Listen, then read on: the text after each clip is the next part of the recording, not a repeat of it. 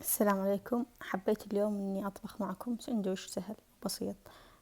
طبعا جبن حلوم وطماط قطعته وحطيت ملعقة زيت زيتون وحمسته بالمقلاة على نار هادية.